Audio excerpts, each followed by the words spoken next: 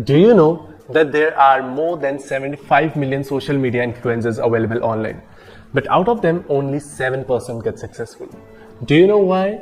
Well, the reason is rest of them are not able to make their personality stand out of the crowd, and they do not seem attractive. There is no hard and fast rule or logics that will make your personality better, but there are some of the tips that is going to boost your personality, and these are the tips that I have observed in my life through working with a lot of different people out there. So it's a slow and steady process, but if you start working on these tips, I'm sure you're gonna reach where you want to be. And I also want to tell you that this whole game is of subconscious mind.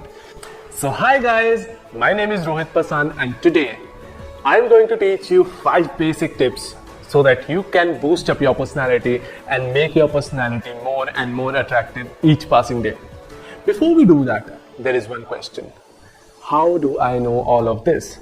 Well, for the last 5 years, I've been working with a lot of social media influencers and TV actors, and I help them attain their digital goals. So that is the reason I'm here to teach you how exactly you're going to master this art and make your personality the best out of yourself.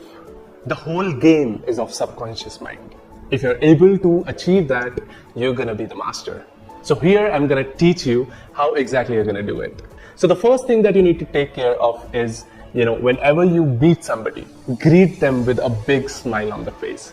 Greetings and smile is very important, Let's take an example. Let's say there is a famous person who is entering into a room and he's very arrogant. He is very proud of what he or she has achieved so far. Nobody would be interested in talking to that person. Rather, if you're going into a room, and saying hello or saying hi with a big smile on your face, it really feels, that the other person is welcoming enough and is interested to make a conversation. So the very first thing that you need to take care of is a big smile whenever you meet somebody. Second thing and third thing, these are the 2 tips which are interrelated. So I'm going to tell it simultaneously. So the second thing is that you need to take care of is respect everybody's space. Nobody really likes that, anybody should interfere in their personal matters or in their personal lives. So that is very important.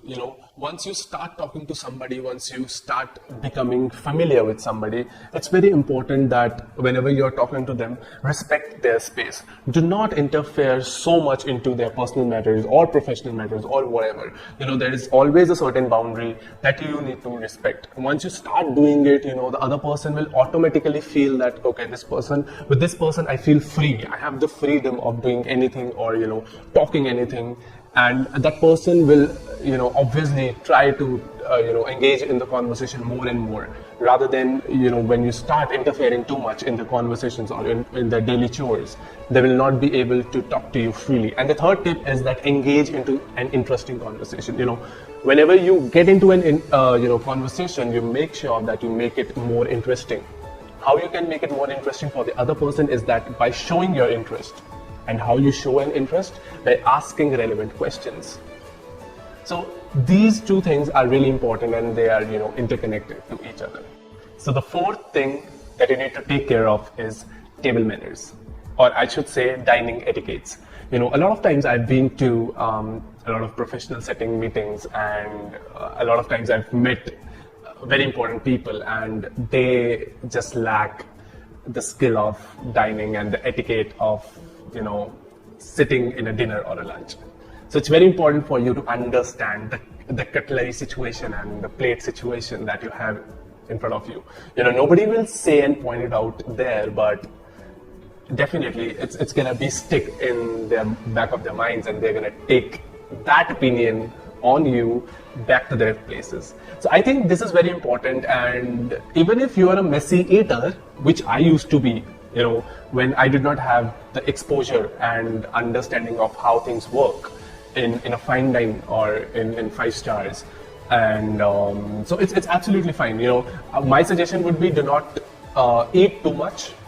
Try to observe people, try to make sure that somebody else is initiating whatever you're eating, and then try to follow them.